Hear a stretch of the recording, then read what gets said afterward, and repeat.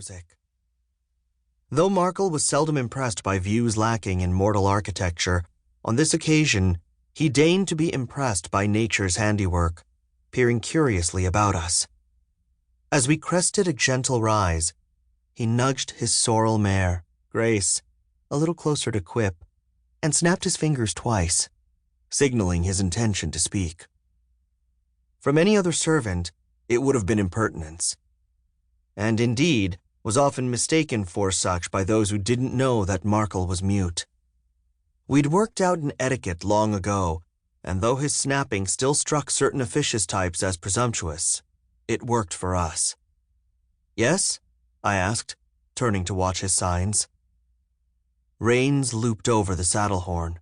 Markle signed. "It's very different to Aaro Brook." I snorted. "Much as fine lace is different to canvas, yes." And then, in signs, for use of the skill kept it fresh for me, "We should see the main house soon." Markle grinned and nodded, resuming his hold on the reins. Despite, or perhaps because of, my tendency to use him as a captive audience, he was sharp enough to hear what I left unsaid. That for all my eagerness to leave the capital, and moons, but I'd been eager, I still didn't know why Father had summoned me here in the first place, and was therefore blind to see what we might expect. His letter had said only that he wished to see me at my earliest convenience to discuss some family matters best addressed in person. The ambiguity of it gnawed at me, and what little peace I'd felt on so calmly accepting my half-brother's future ascension to titles and properties I might have otherwise coveted vanished in an instant. Had Father learned of my indiscretions? Both recently and otherwise, I'd committed so many that I didn't bother to narrow down what stories might have reached him, or from which sources. My life in Farathel had become little more than a string of offenses against propriety, that I regretted only a few of them, and for more complex reasons than simple contrition, didn't make me any less keen to avoid their consequences, nor did it blunt my desire to escape, however briefly, the circumstances of their creation. It was equally possible, however, that the summons entailed only news of pleasant things, an increase in my sinecure, the expected birth of a new niece or nephew or, moons, another half-sibling, some propitious detail about the estate, and a certain self-interest wouldn't let me forget it. Unable to sway me one way or the other, hope and fear formed a bipartisan knot of anxiety in my gullet, which felt a little like being seasick and a lot like being drunk, and by the time we reached the estate proper and rode into the main courtyard, my back was as lathered with sweat as Quip's flanks were not.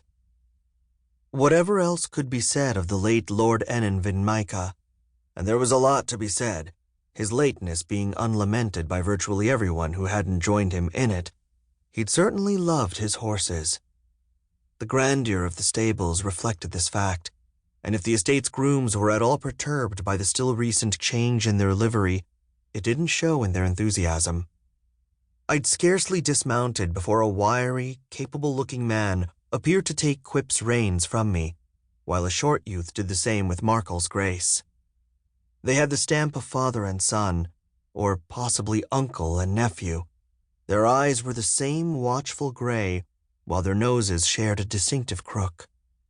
Their skin was lighter than Markle's tawny brown, or my own dark olive, a deep tan that came partly from outdoor living, but whose golden undertones suggested more than a drop of Tithenai blood. Looking so unlike my own sire, I always marveled at such likenesses in others, though as she'd been the handsomer parent, did I say it myself, I never grudged a whit of my mother's heritage. "I'm Lord Velasin Vin Aaro," I said, redundantly, it seemed, for they must have known me, lack of paternal resemblance or not. "And this is Markle, my valet." I hesitated, casting him my usual questioning glance. Markle considered, then gave a minute shake of his head to indicate that no, on this occasion, he didn't want me to give these strange servants the "my valet is mute" speech. He carried a slate and a clever chalk pen to aid in making himself understood by strangers who proved inimical to either silence or pantomime.